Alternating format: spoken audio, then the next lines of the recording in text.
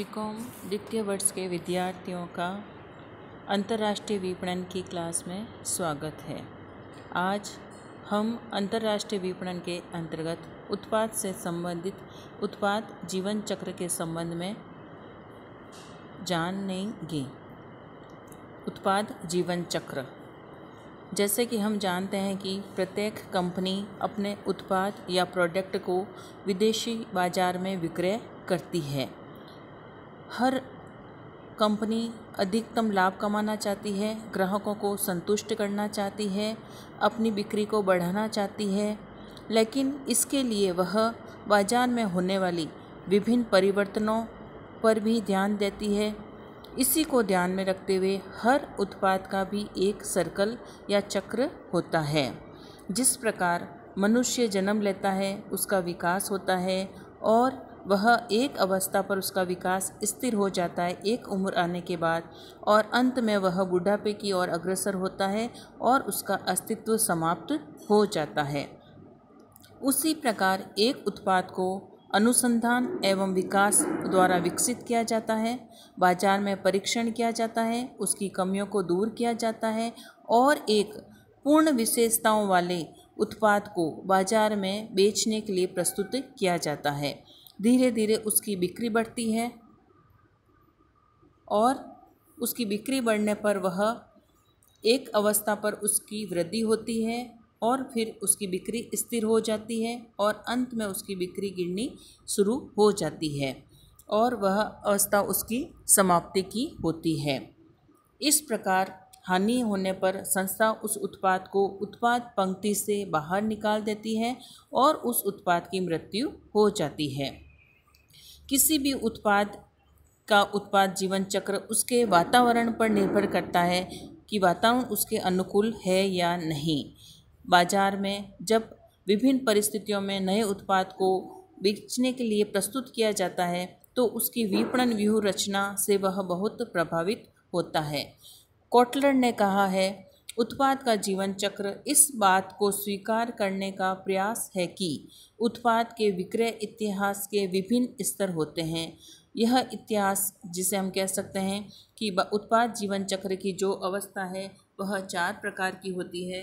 बाजार परिचय अवस्था, बाजार में बिक्री व्यवस्था, बाजार में परिपक्वता अवस्था और बाजार पतन अवस्था। हम सबसे पहले बाजार परिचय अवस्था के बारे में समझेंगे। बाजार परिचय अवस्था जिसके अंतर्गत कोई भी संस्था या व्यावसायिक निर्यातक अपने उत्पाद को बाजार में प्रस्तुत करना चाहता है, जिसमें वह उत्पाद की प्राथमिक मांग के संवर्धन को उसमें प्रमुखता दी जाती है। वह इस अवस्था में लागत अधिक होती है क्योंकि नए उत्पाद को बाजार में प्रस्तुत करना है और उसका वितरण भी सीमित होगा और लाभ की संभावना भी कम होती है। विदेशी बाजारों में नए उत्पाद को प्रस्तुत करने से पहले काफ़ी कुछ जानकारियां प्राप्त करनी पड़ती है, विज्ञापन संबंधी व्यय करने पड़ते हैं और विज्ञापन में इस ध्येय वाक्य को प्रमुखता दी जाती है कि मेरे उत्पाद को अपनाइए या ट्राई माई प्रोडक्ट।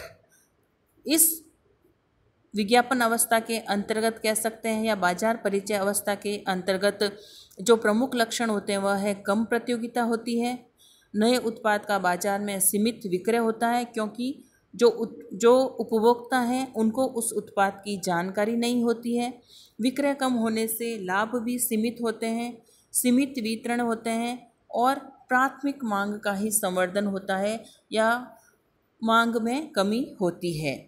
उत्पाद जीवन चक्र के अंतर्गत जो दूसरी अवस्था है वह है बाजार वृद्धि अवस्था।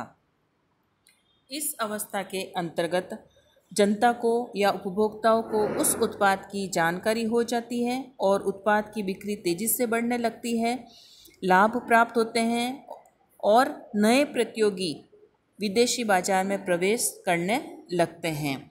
मांग को अधिक प्रोत्साहित करने के लिए संस्था कार्य करती है और विज्ञापनों का जो ध्येय वाक्य होता है वह होता है मेरे उत्पाद को खरीदो, बाय माय प्रोडक्ट होता है।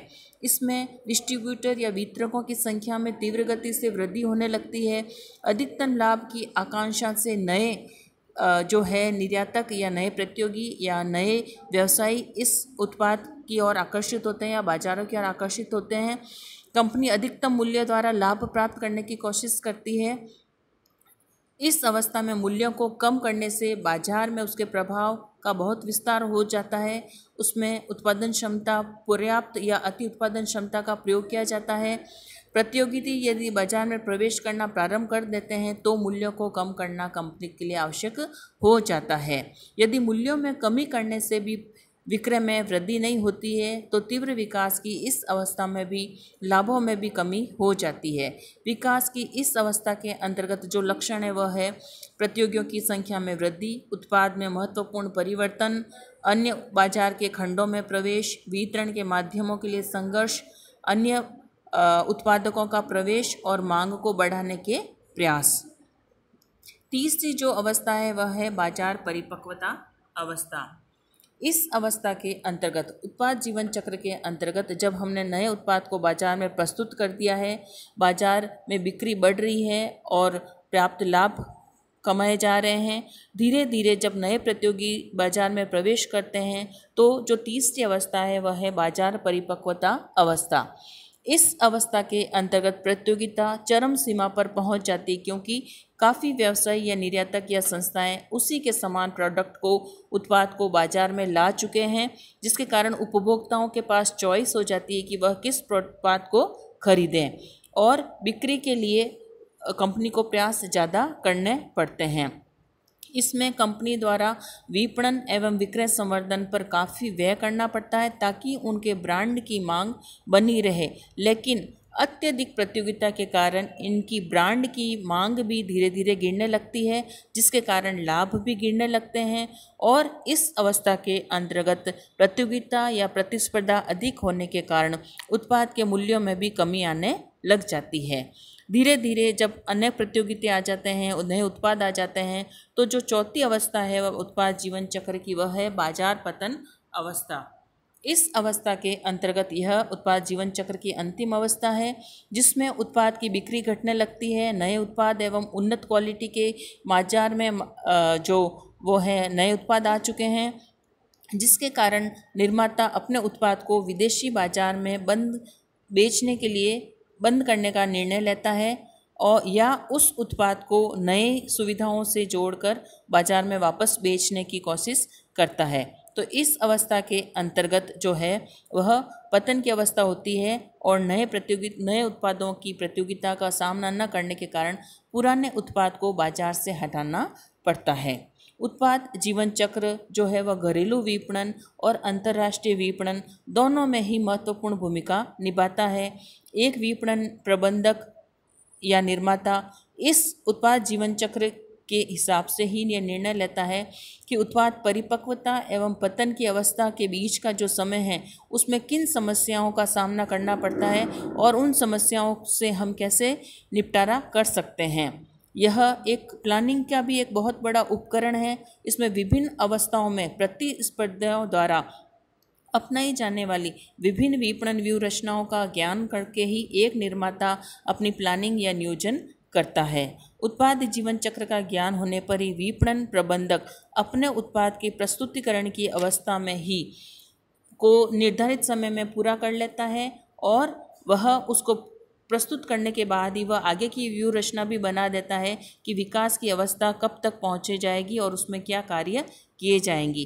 भिन्न भिन्न अवस्थाओं में भिन्न भिन्न विपणन प्रयासों एवं व्यूह रचना को अपनाकर एक अंतर्राष्ट्रीय विपणन के अंतर्गत एक विपणक अपने उद्देश्यों को पूरा कर देता है और अपने अंतर्राष्ट्रीय विपणन के अंतर्गत अपने उद्देश्यों को पूरा